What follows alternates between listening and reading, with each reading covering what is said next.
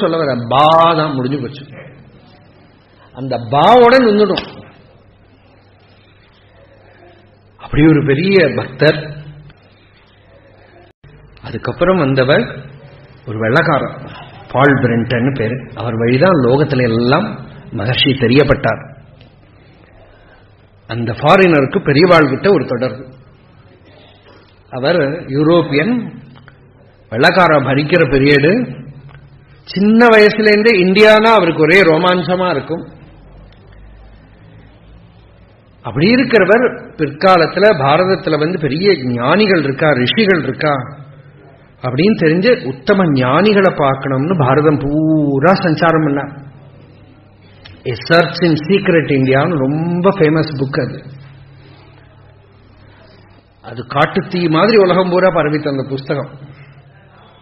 அப்படி பாரதம் பூரா சஞ்சாரம் பண்ணி யாரையெல்லாமோ பார்த்தார். முக்கியமா 3 பேர் தான் அதுல பிரகாசிக்கிறது. ஒன்று ராமகிருஷ்ணனோட சிஷ்யர் மாஸ்டர் மகாசய், காஸ்பல் ஆஃப் ராமகிருஷ்ணா எழுதினவர், ரொம்ப பெரிய மகாபுருஷர் மகேந்திரநாத். அப்புறம் பெரியவா சந்திரசேகரேந்திர சரஸ்வதி சுவாமிகளை பார்க்கிறார். எங்க பார்க்கிறார்னா அப்படி சுத்தி அவருக்கு அவர் நினைச்ச மாதிரி திருப்தி பார்க்கிற மாதிரி ஒரு மகாத்மாவை எங்கேயுமே பார்க்க முடியல. பல யோகிகளை பார்க்கிறார், சித்தர்களை பார்க்கிறார், பல விதத்தில் இருக்கிற சித்தி வைபவங்கள்லாம் எழுதுறாரு அதுல. நேரடியா அவர் பார்த்தது. ஆனா எங்கேயுமே திருப்தி ஆகல. அப்படியே யாத்திரை பண்ணி சென்னையில ஒரு ஜர்னலிஸ்ட் வெங்கட்ரமணின்னு பேரு. அவர் சொன்னார், அவர்கிட்ட கேட்கிறார், இந்த மாதிரி ரிஷிகள் ஞானிகள்னு சொல்றாளே, அதுக்கு 2 நாள் முன்னாடி ஒருத்தர் சுப்பிரமணியன், ஒருத்தர் பின்னாடி அலைஞ்சு நான் பாரதம் பூரா சஞ்சாரம் பண்ணியிருக்கேன். திருவண்ணாமலையில பகவான் ரமண மகர்ஷி இருக்கார். அதுக்கு மேல ஒரு பெரியவரை உனக்கு பார்க்க முடியாது, ஒரு ரிஷி ஞானியை பார்க்க முடியாது. இவர் வளவளா அலத்துறதை பார்த்த உடனே அவருக்கு இன்ட்ரெஸ்ட் இருக்குல்ல. ஏன்னா எல்லா சிஷியர்களும் அவ குருவை பத்தி அப்படித்தான் சொல்லுவா.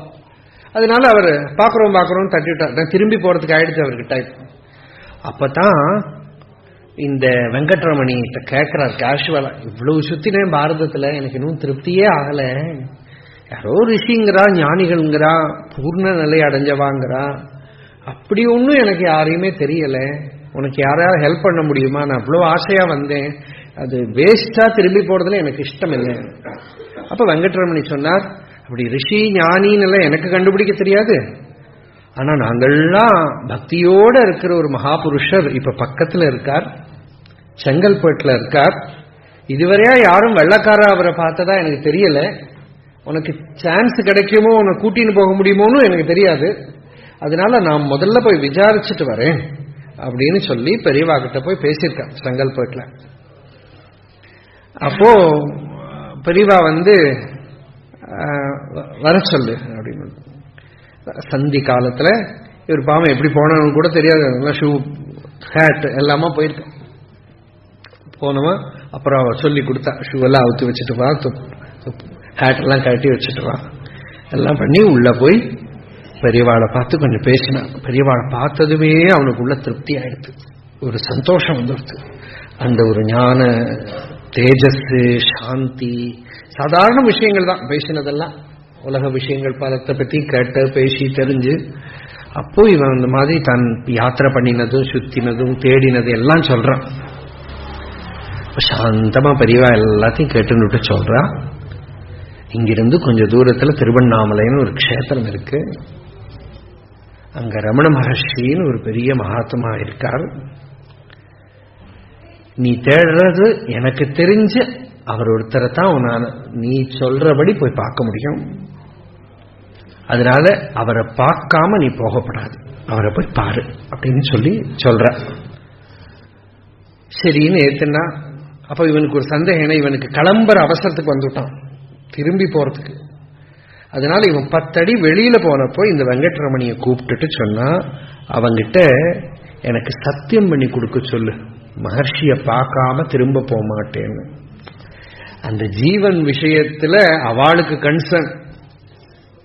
அவங்கிட்ட மகர்ஷிய பார்க்காம இங்கிருந்து திரும்ப போக மாட்டேன்னு எனக்கு சத்தியம் பண்ணி கொடுக்க சொல்லு.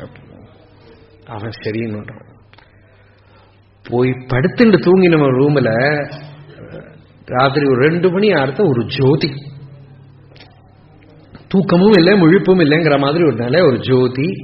அந்த ஜோதியில திருப்பியும் பெரியவாளை பார்க்கறான். வந்து நீ மகர்ஷியை பார்த்துட்டு போப்பா. அந்த நிலையிலையும் அதேதான். அடுத்த நாளைக்கு இந்த சுப்பிரமணியம் வந்தான். சுப்பிரமணியம் வந்ததும் நான் கூட வரேன், கிளம்பிட்டோம். ட்ரெயின்ல கிளம்பி திருவண்ணாமலை வர வழி நிறைய கொஸ்டின்லாம் எழுதி வச்சுட்டு எல்லாம் வந்தான். ஆசிரமத்தில் வந்தா யாருமே ரிசீவ் பண்ணல. பாக்கி இருக்கிற இடத்துல எல்லாம் வெள்ளக்காரர்களை பார்த்தாலே ரிசீவ் பண்ணுவா, இல்லாம யாரும் ரிசீவ் பண்ணல. மகர்ஷியோட ரூம் கூட்டின்னு போனா அவர் பாட்டுக்கு அந்த கட்டில காலை நீட்டின்னு அப்படியே உட்கார்ந்துருக்கார். இவர் வந்தா வா எங்கேருந்து வர எப்படியாவது கேட்கணுமோ இல்லையோ, திரும்பியே பார்க்கல, கவனிக்கவே இல்லை.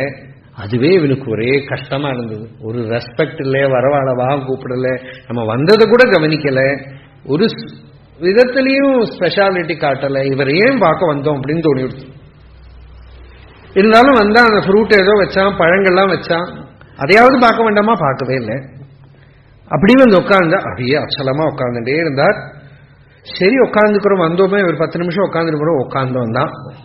அவன் சொல்றான், நான் கொண்டு வந்த கொஸ்டின்லாம் இருக்கு, அவர் உள்ள நிறைய கேள்விகள் வச்சுட்டு இருந்தார், எல்லாம் சூரியன் முன்னாடி பனி உருகி போற மாதிரி போயிடுது. நான் ஏதோ கேள்வி கேட்டுதான் பதில் வாங்கணும்னு நினைச்சிட்டு இருந்தேன். அந்த தட்சிணாமூர்த்தியோட மௌனம் எப்படி சனகாதிகளுக்கு சின்ன சம்சயாக சந்தேகங்கள் எல்லாம் உள்ளேந்து போயிடுத்தோ, அது மாதிரி all my questions they just melted away like snow before sun. And now I found a new insight creeped in, that intellect creates its own problems and becomes miserable by trying to solve them. சொன்னா புத்தி இல்லாத பிரச்சனைகளை எல்லாம் உண்டு பண்ணிட்டு பரிகாரம் பண்ணணும்னு படாத பாடுபடுறது. அது பேசாம சாந்தமாயிட்டா போரும். யதா பஞ்சாவதிஷ்டந்தே ஞானானி மனசா சஹ புத்திஷ்சன விசேஷ்டதி தாம் ஆஹு பரமாம் கதிம். கட்டோபனிஷத். 5 இந்திரியங்கள், ஞானேந்திரியங்கள், கர்மேந்திரியங்கள் எல்லாம் அடங்கி புத்தியும் அதோட சேஷ்டையை விட்டு குவைட் ஆயிடுத்தானா அதுக்கு யோகம் அப்படின்னு பேரு. சாந்தி, அந்த நிச்சலத்துக்கு யோகஸ்திதின்னு பேரு. அப்படியே இருந்து ஒரு சாந்தி அலை மோதி அலை மோதி அலை மோதி தன்னை மறந்து இருந்துட்டான். அப்புறம் இன்டர்வியூ பண்ணணும்னு நினைச்சுட்டு தான் வந்தான். 3 நாள் ஆச்சு மகர்ஷி பக்கத்துல போய் பேச. அவன் சொல்றான், ஒன்னும் கஷ்டம் கிடையாது, அவர் அவைலபிளா தான் இருக்காரு, எப்ப வேணா போய் பேசலாம். ஆனா தைரியம் வரல. அவர் மாடு குரங்கு எல்லாத்திட்டையும் பேசிட்டு இருக்கார், நமக்கு போய் பேசுறதுக்கு என்ன தைரியமே வரல. 3 நாள் வெயிட் பண்ணி அப்படி சுத்தி இப்படி சுத்தி அப்புறம் பக்கத்துல போய் அவ இன்டர்வியூ பண்ண ஆளெல்லாம் கூட்டிட்டு போனதுக்கு அப்புறம் மெதுவா என்னெல்லாமோ கேள்வி கேட்டான். உலகத்துல எல்லாரும் நிம்மதியா இருப்பாளா, வெஸ்டும் ஈஸ்டும் சேர்ந்துக்குமா, சயின்ஸும் ரிலீஜனும் சேர்ந்துக்குமா, ஒரு 1008 கொஸ்டின். இதுக்கு எதுக்காக ஆன்சர் பகவான் பண்ணுவார்னு நினைச்சா கொஸ்டின் எல்லாம் பெருக்கி இப்படி தள்ளி விட்டுருவோம்.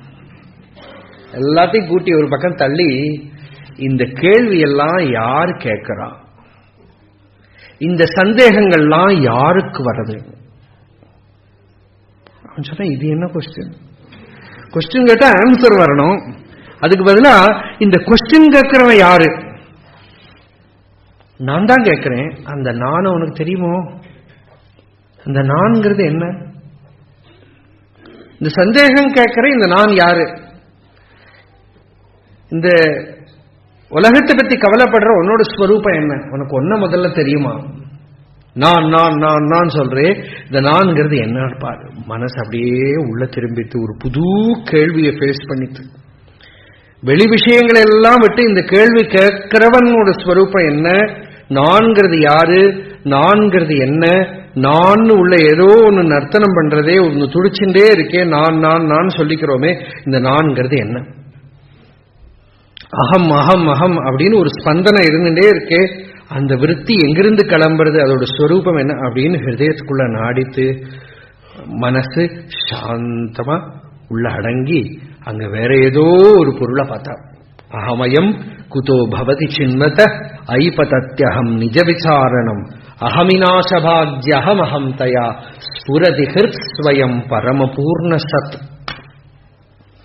அந்த அகங்கார ஹிருதயத்துக்குள்ள போய் அடங்க அங்க பரமபூர்ண சத், ஏதோ ஒரு பொருள் ஹிருதயத்துல பிரகாசிக்கிறது, ஒரு சாந்தி, ஒரு நிம்மதியோட தாமா. அதை போய் அவன் எழுதினா வைல்டு ஃபயர் மாதிரி வெளிநாட்டுல எல்லாம் பரவி விடுத்து.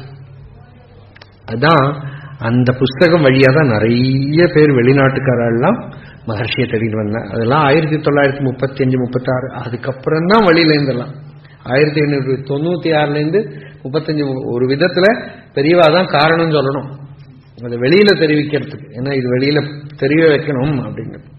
இல்லாட்டா அது பாட்டுக்கு இருந்தது. அப்புறம் கொஞ்சம் கொஞ்சம்